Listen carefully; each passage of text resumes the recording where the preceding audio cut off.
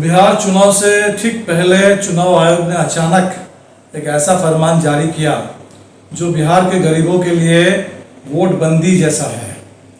नोटबंदी के दौर आपको याद है, मोदी जी ने काला धन खत्म करने के नाम पर अचानक पूरे देश में 500,000 रुपए के नोटों को बंद कर दिया था। अब पता नहीं चुनाव आयोग कह रहा है कि जो मतदाता सूची बिहार में थी या पूरे देश में थी, जिसके आधार पर अभी 2024 में लोकसभा का चुनाव हुआ, वो मतदाता सूची ठीक नहीं थी।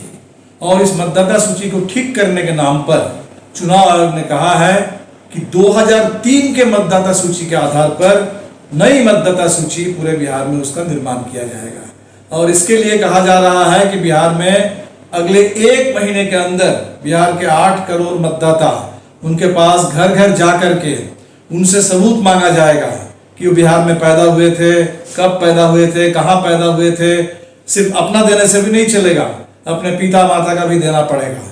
और अगर आपके पास ये प्रमाण पत्र नहीं है, वो कह रहे हैं कि आपने कब मैट्रिक पास किया, आपके पास जमीन का क्या खतियान है, तो कुल मिलाकर के ऐसे कागज पत्र मांगे जाएंगे जो बिहार के गरीबों के पास बिल्कुल नहीं है। और वो भी जुलाई का महीना, बरसात का महीना, लोग पूरा व्यस्त है इस समय। कितने सारे लोग, लाखों की तादाद में जो बिहार से बाहर गए हैं कमाने के लिए, तो 1 महीने के अंदर जो कागज नहीं दे पाएंगे उनका नाम मतदाता सूची से बाहर हो जाएगा।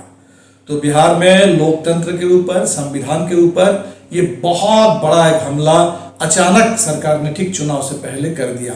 हमारे देश में जब संविधान पारित हुआ, उस संविधान में सबसे जो बुनियादी अधिकार देश के हर नागरिक को मिला, वो वोट डालने का अधिकार, इस देश में सरकार को चुनने का अधिकार। दुनिया के बहुत सारे देशों में वर्षों लोगों को लग गए थे इस अधिकार को हासिल करने में। पहले महिलाओं को वोट डालने का अधिकार नहीं होता था, अनपढ़ लोगों को वोट डालने का अधिकार नहीं होता था, कमजोर लोगों को, गरीबों को, भूमिहीनों को वोट डालने का अधिकार नहीं होता था। लेकिन हमारे देश में जब संविधान पारित हुआ, एक मुश्त एकाएक सबको ये अधिकार मिल गया। हालांकि हमें पता है कि अधिकार संविधान में मिलने के बाद भी बिहार में वर्षों लग गए बिहार के दलितों को, गरीबों को, कमजोर लोगों को जीवन में यह अधिकार हासिल करने में।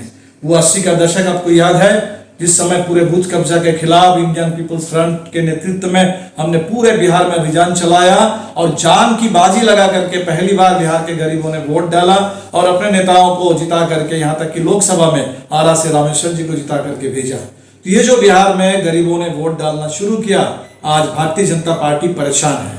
उनको डर है कि 2020 में जिस तरह से चुनाव परिणाम आया, 2024 में जिस तरह से चुनाव परिणाम आया, इस बार अगर बिहार में साफ सुथरा चुनाव हुआ और गरीबों को अगर वोट डालने का मौका मिला, तो निश्चित तौर पर ये 20 साल से जो भारतीय जनता पार्टी की सरकार चल रही है, नीतीश जी के कंधे पर बंदूक रख करके, वो सरकार इस बार चुनाव में पूरी तरह से हार जाएगी। और इसीलिए इसको रोकने के लिए अब गरीबों को ही वोट डालने से वंचित करने की पूरी साजिश रची जा रही है। इसलिए 1 जुलाई से हमारी पार्टी ने पूरे बिहार में एक निर्णय लिया है कि ये वोटबंदी, गरीबों की वोटबंदी नहीं चलेगी।